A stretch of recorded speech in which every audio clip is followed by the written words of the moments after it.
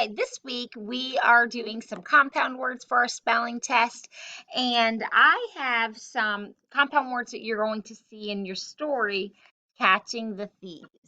And compound words, sometimes you see them, they look a little scary to see, but this is where we use the strategy chunky monkey. We look for chunks in the word that we know. And in compound words, you could just look for a word you know. So you're going to see this word in our story this week.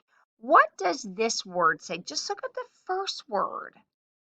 Meantime. So that word is meantime. It just means like in the moment, in the meantime. Another word is this. Can you see a word in this that you know? Them is a word and selves is a word. Hey, come on in. Sorry, just had the nurse come in real quick. And then we finally have another word. Let's go ahead and look at this word. These are compound words, they're not your spelling words, but words you're going to see in the story. Do you see a word that you know there? You might know the word way. You might see the word door. Doorway.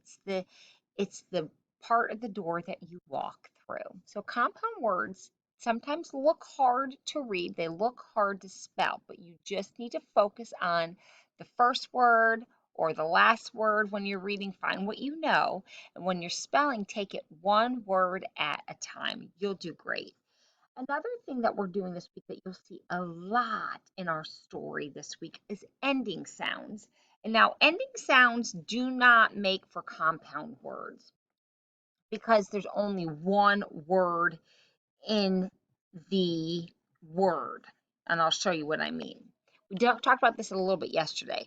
We have the word waxing. Now, waxing is not a compound word, but it's two syllables. It has one word, but then we added the ending ing to it. We can also add ed, and we could say the man waxed the floors. Remember, ed says three sounds. We talked about because you hear a lot of different sounds that ed says in our story. Sometimes ed is going to sound like a t. Sometimes ed is going to sound like just a d, and sometimes it's going to sound like the ed. So it's going to make three sounds. Sometimes it's going to sound like a t, a d, or an ed. So in our story this week, you're going to find words like that.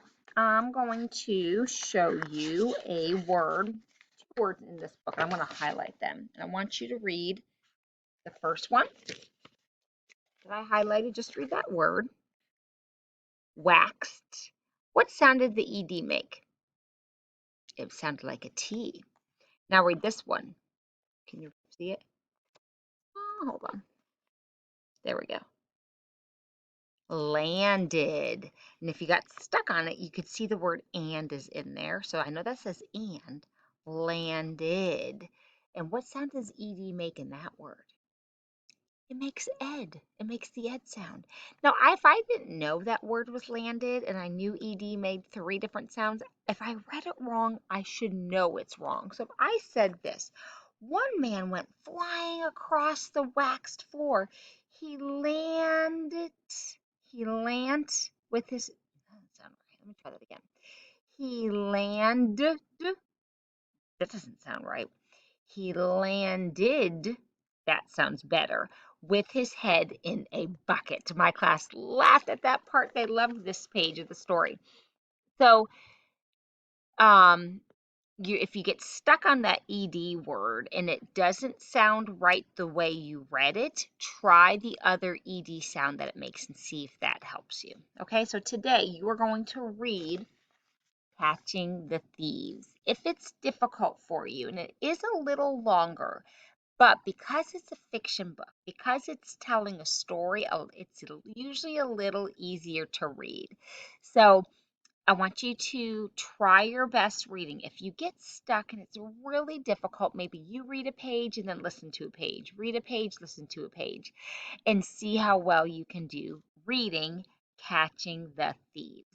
While you're reading, I want you to be thinking, is there a problem in our story? Because remember, good readers are thinkers.